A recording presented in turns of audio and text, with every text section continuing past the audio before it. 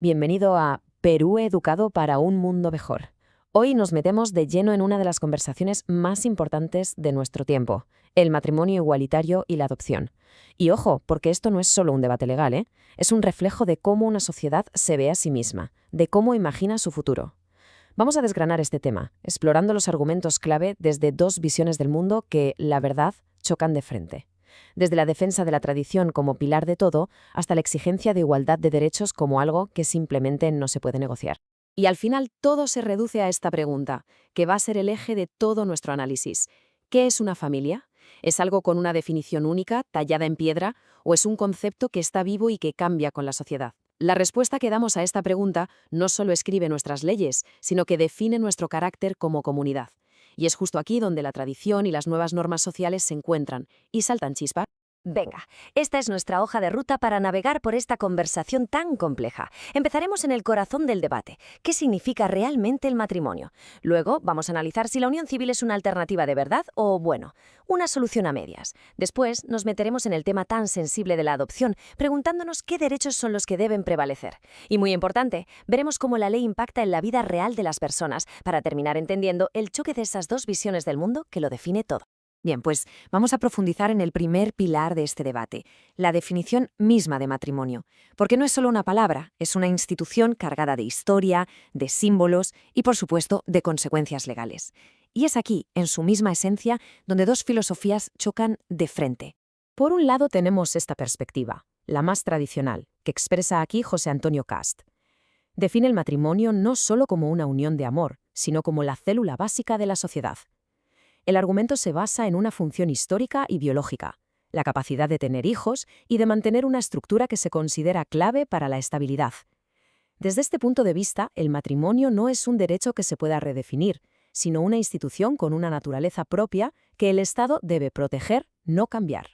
Ahora, lo que es súper interesante es cómo el contraargumento, presentado por la periodista Carolina Pérez, le da la vuelta por completo a la cuestión. Ya no se enfoca en la tradición, sino en la igualdad de las personas ante la ley. Al citar la Declaración Universal de los Derechos Humanos, la conversación cambia de terreno. Pasamos de la costumbre al derecho fundamental. La pregunta ya no es ¿qué es el matrimonio?, sino ¿por qué el Estado debería negarle este derecho a un grupo de sus ciudadanos? Y claro, ante este choque de visiones aparece una figura intermedia, la unión civil. Vamos a ver ahora esta solución legal que se ha propuesto en muchos sitios para las parejas del mismo sexo. Y veremos por qué, en lugar de cerrar el debate, a menudo lo enciende todavía más, porque cada lado la percibe de una manera radicalmente distinta. Primero, para que quede claro qué es exactamente el acuerdo de unión civil. Pues en esencia es un contrato legal. Su objetivo es muy práctico, resolver problemas concretos y dar a las parejas derechos y protecciones clave como la herencia, temas de salud o poder tomar decisiones médicas. Es decir, busca imitar los efectos prácticos del matrimonio, pero sin llamarse matrimonio y sin tener su carga simbólica. Es una respuesta legal a una realidad social. Y esto ilustra la división a la perfección.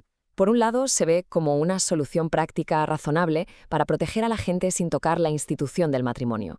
Pero por el otro, se percibe como un estatus de segunda clase, un acto administrativo, frío, que se firma en una notaría y que no tiene el peso social y emocional del matrimonio.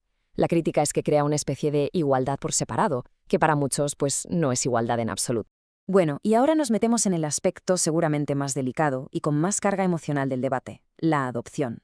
Aquí la conversación se mueve de los derechos de los adultos a la protección de los menores, y la pregunta clave pasa a ser, en esta ecuación tan sensible, ¿los derechos de quién son los que realmente importan?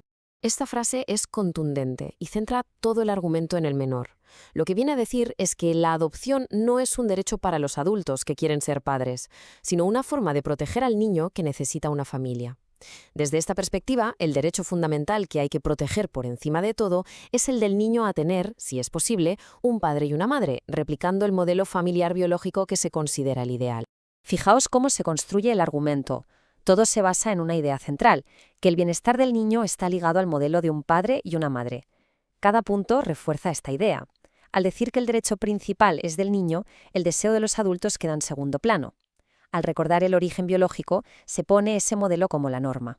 Y desde esta óptica, la ley no debería experimentar, sino proteger lo que se considera el entorno óptimo para un menor. Y aquí es donde la otra perspectiva cuestiona todo esto de raíz. Se pregunta si la idea de un entorno óptimo se basa en la estructura de la familia en vez de en su calidad. Este argumento desafía directamente la noción de que una pareja del mismo sexo sea menos capaz de criar a un niño. Sugiere que lo que te hace buen padre o buena madre no es tu orientación sexual, sino tu capacidad de dar amor, estabilidad y cuidados. Y claro, si lo marcamos así, se convierte en un asunto de discriminación. Hasta ahora hemos hablado de principios, de leyes, de filosofías, pero las leyes no existen en el aire, ¿verdad? Tienen consecuencias directas en la vida de las personas. Así que vamos a ver ahora cómo este debate pasa de ser una discusión teórica a una cuestión con consecuencias personales profundas e inmediatas. Y en este momento, el debate deja de ser abstracto. La periodista Carolina Pérez pone su propia vida sobre la mesa, mostrando lo que está en juego en el mundo real. Ya no hablamos de principios teóricos, sino de vulnerabilidad, de protección y de las consecuencias directas que la ley tiene en su familia. Este testimonio personal le pone un rostro humano a los conceptos legales. Esta afirmación es tremenda. Resume perfectamente el vacío legal y la impotencia total en un momento de crisis. Pensemos un segundo en lo que significa. No hablamos de herencias o propiedades, hablamos de decisiones de vida o muerte en un hospital, de poder acompañar a la persona que quieres. Ser absolutamente nadie para la ley significa ser un extraño ante la persona con la que has construido tu vida. Al final, el punto crucial es este. No se trata de un contrato ni de un trámite para solucionar problemas prácticos. Se trata de dignidad, de reconocimiento y de igualdad. Es la demanda de que la ley te vea no como una excepción que necesita un apaño especial, sino con el mismo respeto que a cualquier otra pareja. Es la enorme diferencia entre que te hagan un favor y que te reconozcan un derecho. Bueno, hemos recorrido los argumentos, las propuestas, los testimonios. Ahora, para terminar, vamos a resumir todo lo que hemos escuchado en esas dos grandes filosofías, esas dos visiones del mundo que están detrás de todo este debate. Por un lado, tenemos una visión del mundo que prioriza la tradición. Considera que instituciones, como la familia, son pilares que hay que preservar. La ley, desde aquí, debe proteger lo que ha funcionado. Y por otro lado, una visión que prioriza al individuo y la libertad. Sostiene que la ley tiene que garantizar la igualdad para todos, sin distinciones, y que las instituciones deben adaptarse a una sociedad que es cada vez más diversa. Y todo esto nos lleva al conflicto de fondo, una pregunta que va mucho más allá de este tema y que define en realidad para qué sirven nuestras leyes. ¿Qué debe pesar más? ¿La tradición histórica que nos ha traído hasta aquí o el principio de igualdad que aspira a un futuro más inclusivo? Esa tensión entre conservar el pasado y construir el futuro está en el corazón de esta y de muchas otras conversaciones de nuestro tiempo.